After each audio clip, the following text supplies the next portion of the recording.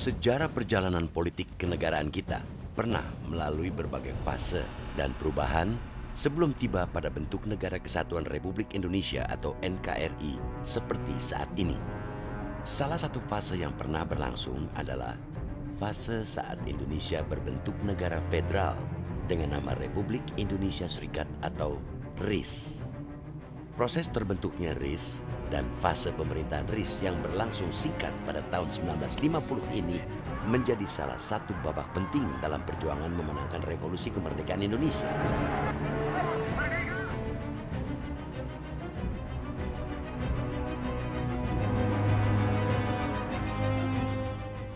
Ini hari aku telah menginjak lagi bumi Jakarta.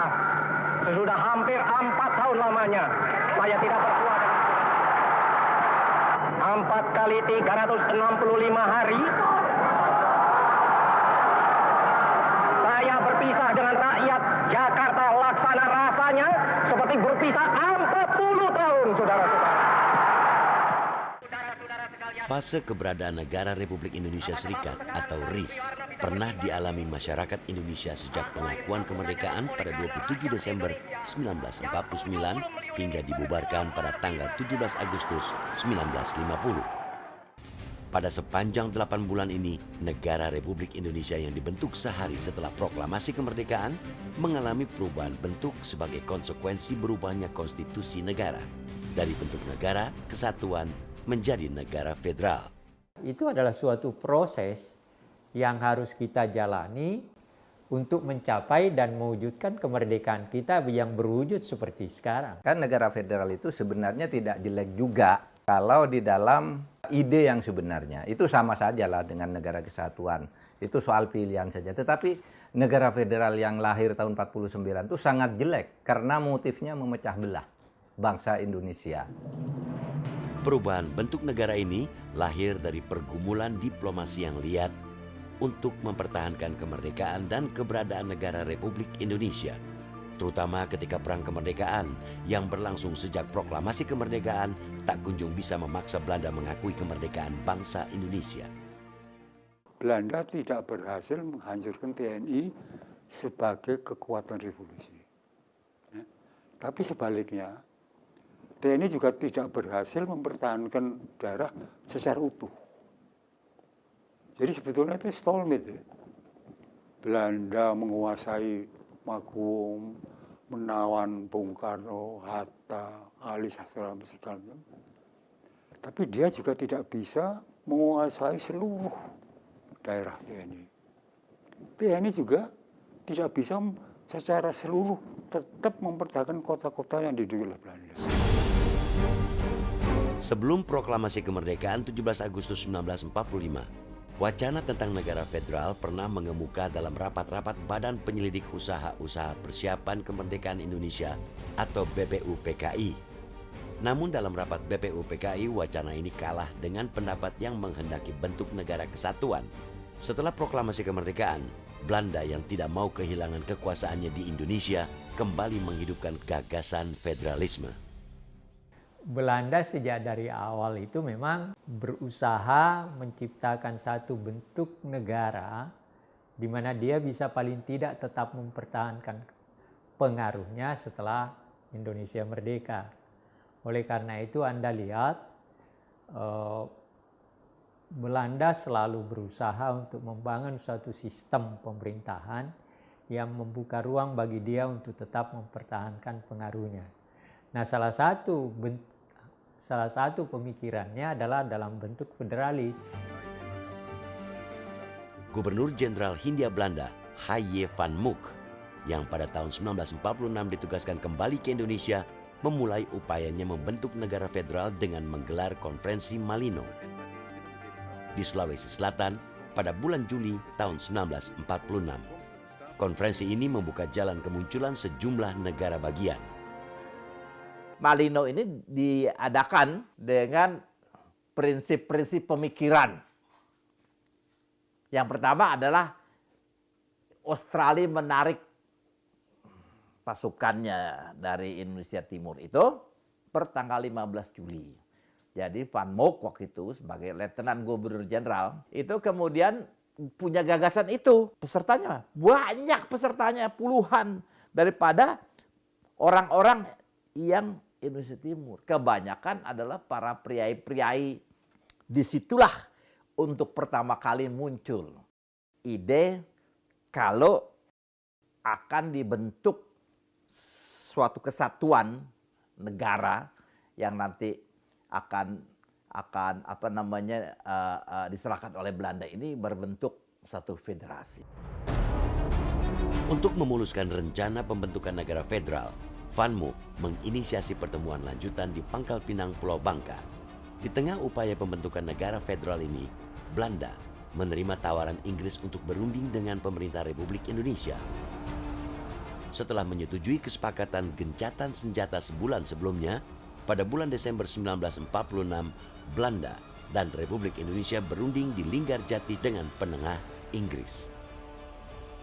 Dalam perundingan ini, selain pengakuan secara de facto wilayah Republik Indonesia yang terdiri dari Jawa, Madura, dan Sumatera, dicapai kesepakatan akan dibentuknya Republik Indonesia Serikat atau RIS. Meski tidak memuaskan banyak pihak, perundingan Linggarjati menjadi pembuka upaya pemecahan masalah hubungan antara Belanda dan Indonesia lewat jalur diplomasi. Perundingan ini masternya, utamanya antara Indonesia dan Belanda. Kalau seandainya negara-negara federal itu juga mau berunding, itu sudah luntur karena di dalam kaidah-kaidah pemikiran Linggarjati, RI itu hanya sebatas Jawa dan Sumatera termasuk Madura. Jadi kalau semuanya orang di luar Jawa mau berunding dengan Belanda silahkan aja. Itu pemikiran Syahrir. Ini menimbulkan gejolak di dalam negeri. Waktu itu Tan Malaka CS yang mendirikan Persatuan Perjuangan langsung bilang tidak setuju. Bukankah kita proklamasi 17 Agustus Sabang sampai Merauke? Kenapain sekarang mestinya pakai begini-begini? Nggak cocok lah begitu. Nah, konflik-konflik itu dalam perundingan terabas oleh Soekarno.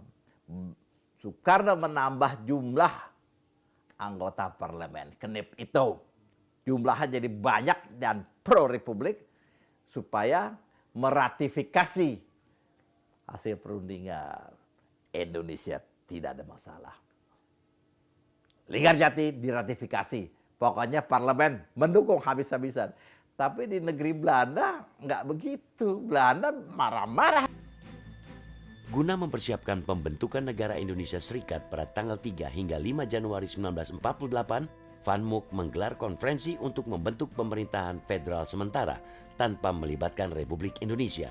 Namun, pada tanggal 15 Juli 1948, BFO atau Bijeenkomst voor Federal Overleg, permusyawaratan federal yang terdiri dari sejumlah negara bagian dan daerah otonom di luar kekuasaan Republik Indonesia, mengeluarkan resolusi terkait pembentukan pemerintah federal sementara dengan niat mengikut sertakan Republik Indonesia.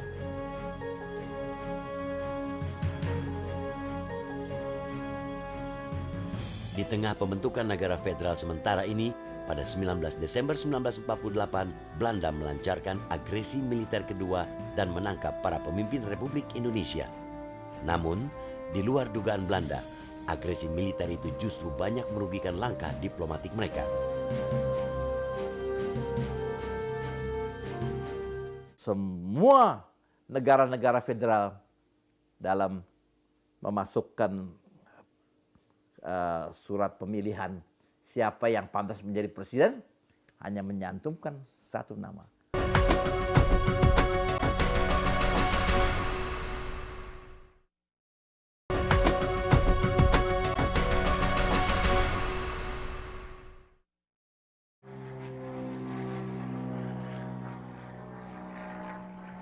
Agresi militer Belanda yang kedua pada tanggal 19 Desember 1948 dan tindakan mereka menahan para pemimpin Republik Indonesia dikecam banyak negara. Atas desakan banyak negara, pada tanggal 28 Januari 1949, Dewan Keamanan PBB mengeluarkan resolusi. Selain mendesak penghentian peperangan, resolusi yang disponsori pemerintah Amerika Serikat ini juga memerintahkan pemulihan kekuasaan Republik Indonesia di Yogyakarta. Belanda itu kan baru lepas dari pendudukan Jerman dalam Perang Dunia Kedua. Negaranya kan ikut hancur. Rotterdam itu kan dihantam oleh Jerman sampai hancur. Amerika membantu Belanda dengan uang, tapi untuk memperbaiki kembali infrastrukturnya, kota-kotanya, dan sebagainya. Nah, oleh sebagian orang Belanda itu, uang itu mau dipakai untuk membiayai perang lawan Indonesia. Nah, itu Amerika tidak suka. Amerika melarang. Ini uang bukan untuk perang, bukan untuk merebut kembali Indonesia, tapi untuk kembali membangun negaramu. Sebagai tindak lanjut keluarnya resolusi Dewan Keamanan PBB pada tanggal 28 Januari 1949, Belanda yang sangat tergantung dengan bantuan ekonomi dari Amerika segera merumuskan langkah-langkah penyerahan kedaulatan kepada RIS. Berbagai aspek terkait proses penyerahan kedaulatan ini akan dibahas dalam konferensi meja bundar atau KMB. Pada waktu itu Belanda tetap menginginkan negara federal itu, dan pada waktu itu pemerintah Belanda sudah mengasingkan atau menangkap Bung Karno dan Bung Hatta, diasingkan ke Bangka. Nah, pada perjanjian Rumroyen itu Bung Hatta didatangkan dari pengasingannya, Sultan Jogja didatangkan dari Keraton Jogja. Bung Hatta menyatakan setuju melaksanakan perjanjian Renville itu, dan Sultan Jogja mengatakan Jogja tidak akan menjadi negara sendiri, Jogja adalah bagian dari Indonesia. Nah, itulah mereka bersepakat bahwa akan diadakan perjanjian meja bundar. Sebagai persiapan menghadiri KMB, wakil-wakil Republik Indonesia menggelar 2 kali perundingan inter-Indonesia dengan wakil-wakil BFO. Pertemuan digelar di Yogyakarta pada tanggal 22 Juli 1949 dan di Jakarta pada tanggal 1 Agustus 1949. Dalam perundingan ini, kedua pihak sepakat membentuk Republik Indonesia Serikat atau RIS dan menyetujui sejumlah kesepakatan dalam bidang politik, ekonomi, dan keuangan yang akan diberlakukan dalam negara RIS. Untuk permusyawaratan federal Indonesia tanah airku, tanah tumpah darahku. Bulan Agustus, Bung Hatta secara resmi diterima, diangkat sebagai ketua delegasi. Tetapi tetap tripartit. Konferensi meja bundar yang digelar di Den Haag, Belanda mulai tanggal 23 Agustus 1949 diikuti 3 pihak, yakni Belanda, BFO, dan Republik Indonesia. Setelah perundingan alot selama lebih dari 2 bulan, KMB berakhir pada tanggal 2 November 1949. Dengan disetujuinya hasil-hasil KMB, terbentuklah Negara Republik Indonesia Serikat atau RIS. Salah satu hasil KMB menyebutkan Kerajaan Belanda menyerahkan sepenuhnya kedaulatan atas Indonesia kepada RIS. Isi dari perjanjian atau perundingan meja bundar yang dilakukan di Den Haag itu adalah satu, pemerintah Belanda mengakui kedaulatan, ya, mengakui kedaulatan Indonesia per 27 Desember. Jadi tidak tahun 45, 27 Desember tahun 49. Yang kedua, dibentuk pemerintah Uni Indonesia Belanda, pemerintah bersama. Lalu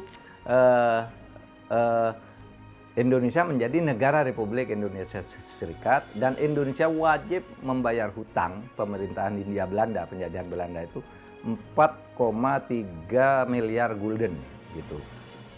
Menyusul dicapainya kesepakatan dalam KMB, pada tanggal 14 November 1949, wakil dari semua anggota BFO dan pemerintah Republik Indonesia menandatangani konstitusi RIS. Sebulan kemudian, pada tanggal 16 Desember 1949, Soekarno secara aklamasi dipilih oleh DPR dan Senat sebagai Presiden RIS. 3 hari kemudian, Muhammad Hatta terpilih sebagai Perdana Menteri yang mengepalai kabinet dengan 16 menteri. Ketika di Jogja, Muhammad Rum diangkat sebagai ketua panitia pemilihan presiden, semua negara-negara federal dalam memasukkan surat pemilihan siapa yang pantas menjadi presiden hanya menyantumkan satu nama, yaitu Insinyur Soekarno. Upacara penyerahan kedaulatan dari pemerintah Belanda kepada pemerintah RIS digelar bersamaan di dua tempat pada tanggal 27 Desember 1949, yakni di Istana Dam di Amsterdam, Belanda, dan di Istana Merdeka, Jakarta. RIS yang menganut sistem pemerintahan federal terdiri dari 7 negara bagian, termasuk negara Republik Indonesia dan 9 daerah otonom. Dan itu hasil dari KMB, di mana ada PBB, di mana ada UNSI, ada Amerika, dan ada KTN, segala macam, dan mereka itu tidak bisa diabaikan.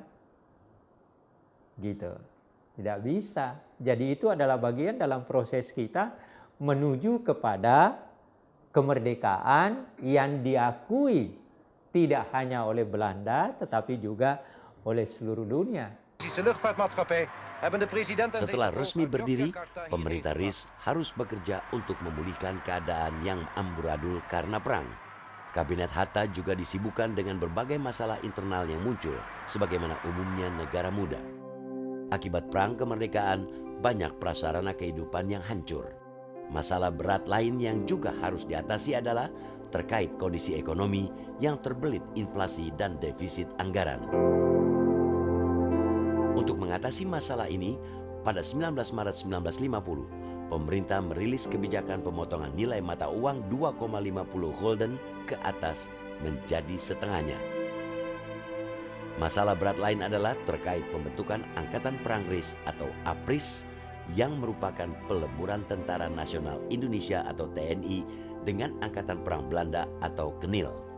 Di satu sisi, TNI keberatan bekerja sama dengan musuh mereka, sementara pihak KNIL menuntut ditetapkan sebagai angkatan perang negara bagian dan menolak masuknya TNI ke negara bagian. Kisruh terkait pembentukan Angkatan Perang RIS ini sempat menimbulkan pemberontakan Angkatan Perang Ratu Adil atau APRA yang dipimpin Kapten Raymond Westerling di Bandung, Jawa Barat, dan gerakan Andi Aziz di Makassar, Sulawesi Selatan. Dengan maklumat itu lalu terjadi semangat Indonesia secara sepihak meninggalkan kesepakatan meja bundar itu.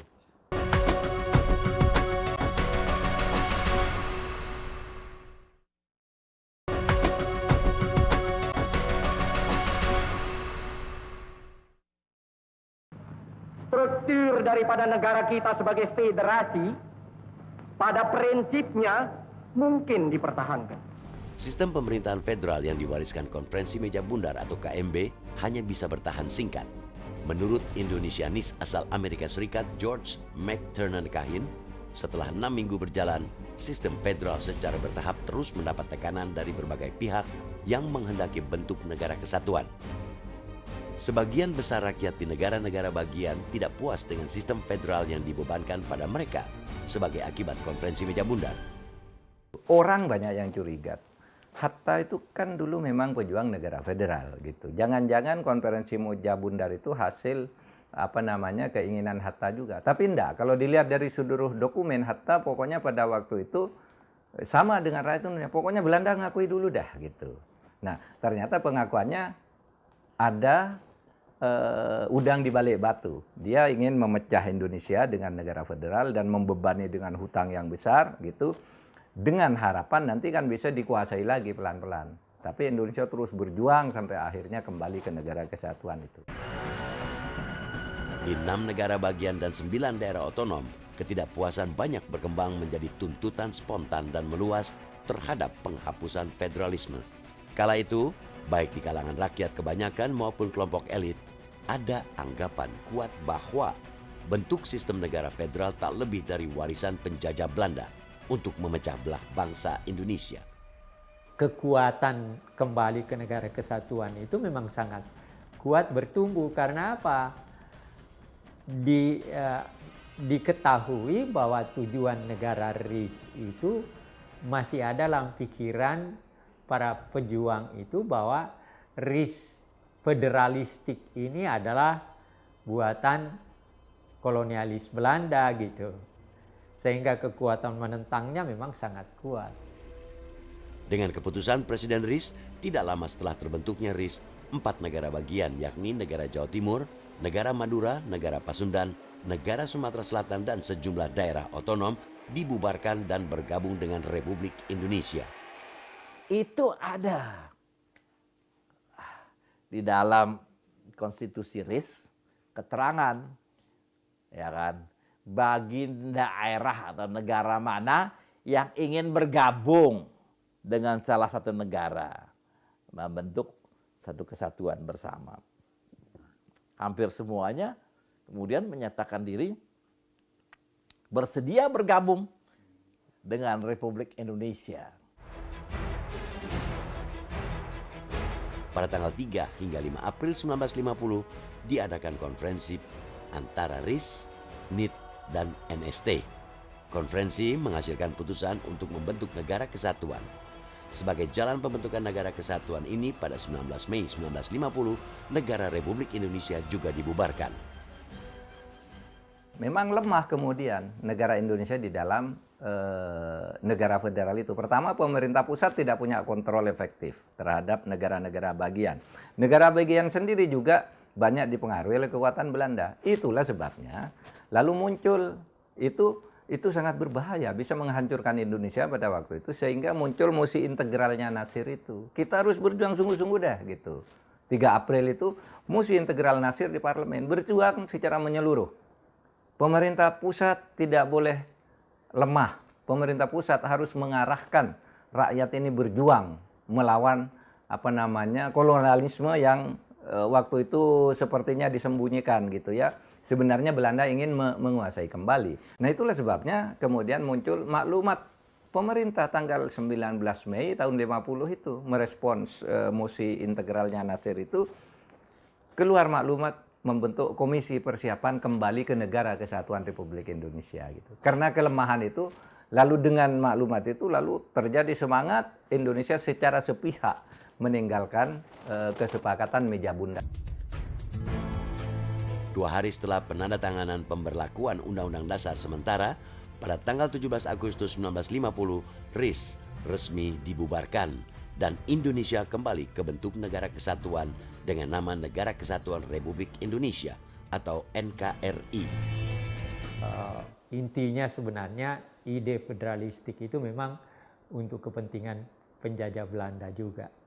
Terlepas daripada ada orang Indonesia yang juga menghendaki itu. Tetapi bagi Belanda bentuk federalis adalah lebih menguntungkan dalam pemikiran imperialistik. Keberadaan RIS dalam sejarah politik kenegaraan kita memberi pelajaran berharga bahwa proses perjalanan kita menjadi bangsa yang merdeka pernah dihadapkan pada begitu banyak tantangan. Tantangan-tantangan yang pada masanya dengan cerdas dan arif pernah dipecahkan para pendahulu kita.